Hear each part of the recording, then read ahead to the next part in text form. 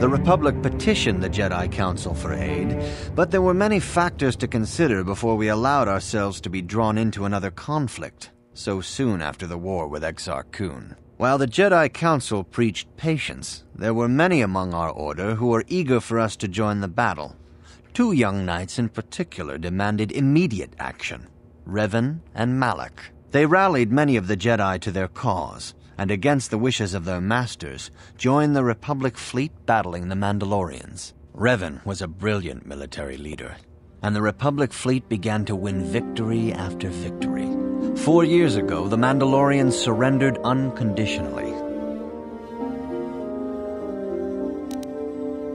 No one is denying that Revan was one of the keys to defeating the Mandalorians, but something happened out there on the Outer Rim. Instead of returning after the war's end, the ships under Revan's command went deep into unexplored space. They claimed to be searching for the last remnants of the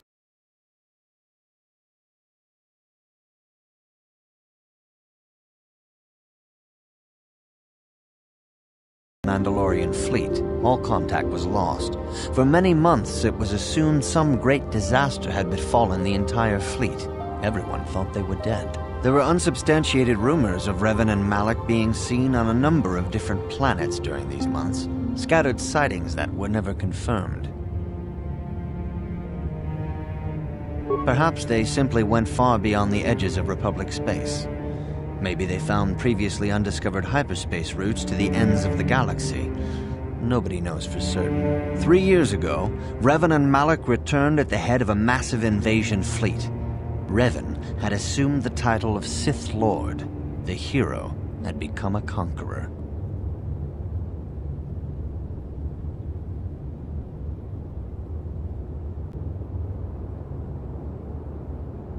Some of the ships in the Sith fleet are those that were under Revan's command during the Mandalorian Wars, but many more are of an alien design we've never seen before.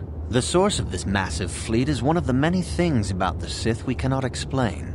It seems impossible to have created it in such a short time, yet we cannot deny its existence. The source of the Sith soldiers is unfortunately much easier to understand. Initially, the bulk of the force were former Republic soldiers who had served under Revan. With each conquest, thousands more flocked to join the invaders, swelling their numbers. Even many of our own order have betrayed us, lured by Sith promises of riches and power.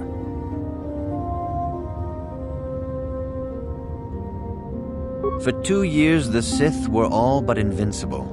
Fortunately, Bastila and her battle meditation allowed the Republic to win a few key victories and kept the Sith from total triumph. In desperation, we set a trap for the Dark Lord. Bastila was with the strike team that tried to capture Revan, as you probably know. She was there at Revan's end. That was nearly a year ago, but things have not improved.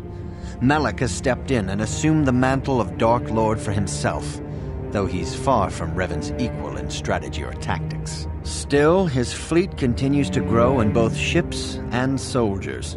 If we do not find some way to stop the Sith soon, Malak will overwhelm us with sheer numbers. Revan's tale shows us how even the greatest of Jedi can fall to the dark side. You must always be on guard against the evil that dwells within you. Think hard upon this lesson. May the Force be with you.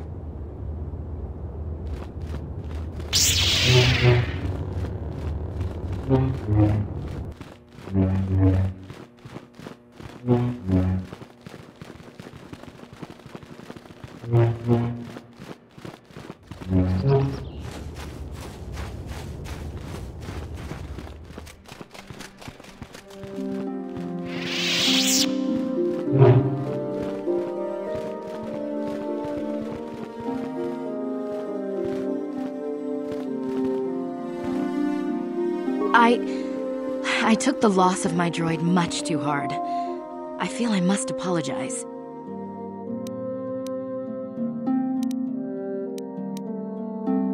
But I must. I was much too attached to my droid. It was all that was left of my husband, you see. Maybe I thought that through the droid, my husband could live again, be with me still. I think we understand. Love can do strange things to anyone. But I went too far. I could not see what was missing in living a normal life. Fortunately, in my grief, I returned here and ran into Samt, an absolutely fascinating man.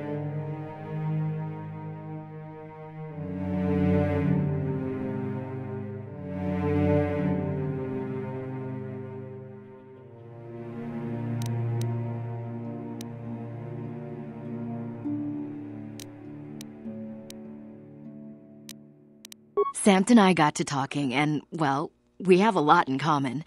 I think we'll be seeing more of each other. It's funny how things work out in the end.